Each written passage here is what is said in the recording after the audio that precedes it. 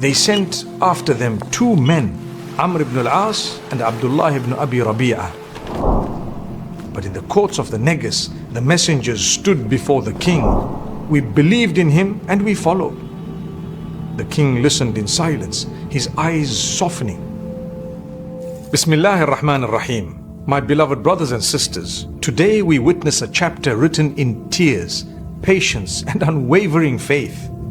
When the light of Islam began to spread, it did not spread into open arms. It spread into resistance, hostility and cruelty. Yet, even amidst suffering, their hearts remained firm. For they knew that Allah sees every tear, hears every whispered prayer, and never abandons those who stand for truth.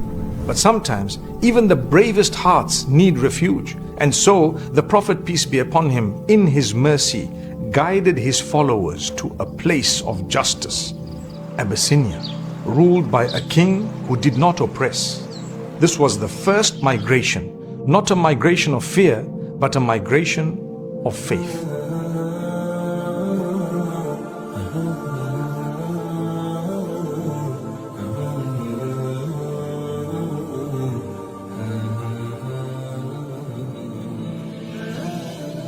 The persecution in Mecca had grown unbearable. The believers were mocked, beaten, starved, and dragged through the dust of the streets. Yet their voices never broke, and their hearts never turned back. For every wound they bore, faith only deepened. The Prophet, peace be upon him, watched their suffering with a heart heavy with compassion. He could not yet command them to fight, nor could he shield them from Quraysh's cruelty. But the mercy of Allah was near. One night, he gathered the companions and said softly, "There is a land across the sea, a land ruled by a just king who wrongs no one. Go there and stay until Allah grants you relief." It was Abyssinia, Al-Habasha, a land of distant mountains and rivers, ruled by a Christian king known as An-Najashi. And so began the first migration in the path of Allah. Under the veil of night, small groups of believers slipped out of Mecca, men, women and children, leaving behind their homes, their trade and all they knew. Among them were Uthman ibn Affan, may Allah be pleased with him, and his wife Ruqayya, may Allah be pleased with her, the daughter of the Prophet, peace be upon him. The Prophet, peace be upon him, raised his hands and said, "They are the first to migrate in the cause of Allah after Ibrahim and Lut, may Allah be pleased with them." As they crossed the Red Sea, the wind carried their prayer over the waves. Behind them, Quraysh's fury burned like a storm. Ahead of them, the mercy of Allah awaited. They had lost everything, yet they felt richer than kings. The Quran would one day speak of them. وَالَّذِينَ هَاجَرُوا فِي اللَّهِ مِنْ بَعْدِ مَا ظُلِمُوا لَنُبَوِّئَنَّهُمْ فِي الدُّنْيَا حَسَنَةً وَلَأَجْرُ الْآخِرَةِ أَكْبَرُ لَوْ كَانُوا يَعْلَمُونَ. Those who emigrated for Allah after being wronged, we will surely settle them in a good place in this world, but the reward of the hereafter is greater, if only they knew. When Quraysh learned of the migration, their pride ignited. They have escaped, they said, and found refuge with a foreign king.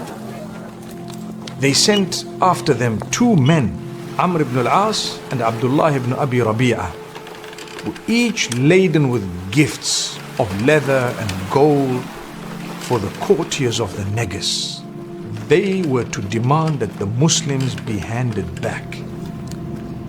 But in the courts of the Negus, the messengers stood before the king and his bishops. "O king," said Amr, "some foolish youths from our people have abandoned their religion and they have not entered yours. They have brought a new belief unknown to us and to you. Send them back with us, for their people know them best." The courtiers nodded, their hands heavy with the gifts of Quraysh. But the Negus, a man of justice, said, "No, I will not hand them over unless I hear from them myself." And so the believers were summoned.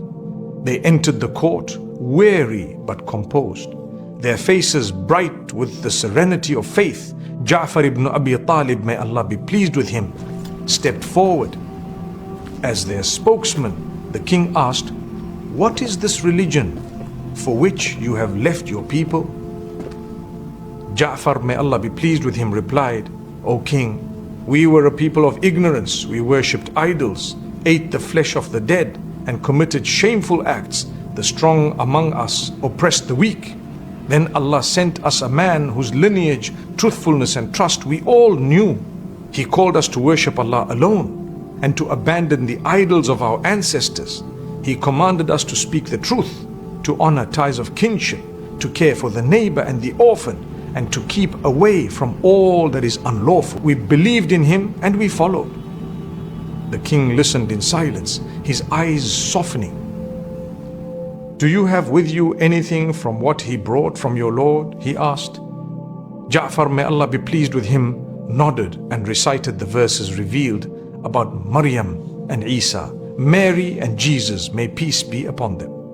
وَاذْكُرْ فِي الْكِتَابِ مَرْيَمَ إِذِ انْتَبَذَتْ مِنْ أَهْلِهَا مَكَانًا شَرْقِيًّا فاتخذت من دونهم حجابا فأرسلنا إليها روحنا فتمثل لها بشرا سويا قالت إني أعوذ بالرحمن منك إن كنت تقيا قال إنما أنا رسول ربك لأهب لك غلاما زكيا قالت أنى يكون لي غلام ولم يمسسني بشر ولم أك بغيا قال كذلك قال ربك هو علي هين. And mention in the book Mary, when she withdrew from her family to a place toward the east, she took a veil apart from them. And we sent to her our spirit, and he appeared to her as a man in all respects. She said, "I seek refuge in the most merciful from you, if you fear Allah." He said, "I am only the messenger of your Lord, to grant you a pure son." She said, "How can I have a son when no man has touched me, nor have I been unchaste?" He said, "So it will be. Your Lord says, it is easy for me." The words flowed through the hall like light. The bishops wept until their scrolls were soaked. The negus took a small stick and said, "By Allah, what you have recited and what Jesus brought come from the same source." Then he turned to the Quraysh envoys and said, "Go, I will not hand them over." Defeated, the messengers returned to Mecca, but the believers remained safe under the negus's protection. In Abyssinia, they built a small community of prayer and peace, free to worship Allah without fear. When word reached the Prophet, peace be upon him, he raised his hands in gratitude. The light of Islam had now crossed the sea, and the call was no longer bound to one land. Those who had left everything found a new home through faith, fulfilling the promise of their Lord. فَاسْتَجَابَ لَهُمْ رَبُّهُمْ أَنِّي لَا أُضِيعُ عَمَلَ عَامِلٍ مِّنكُم مِّن ذَكَرٍ أَوْ أُنثَى. So their Lord responded to them, "Indeed, I do not allow the deeds of any doer among you to be lost, whether male or female." Under the protection of a righteous king, the early believers found peace, and Islam found its first refuge on earth. And though Mecca burned with hostility, the message had already taken flight. Sometimes Allah does not lift the trial. He moves you to a place where you can endure it. In the next episode, inshallah, we will witness how Islam continues to spread, quietly, steadily, beautifully. Sallallahu ala Muhammad.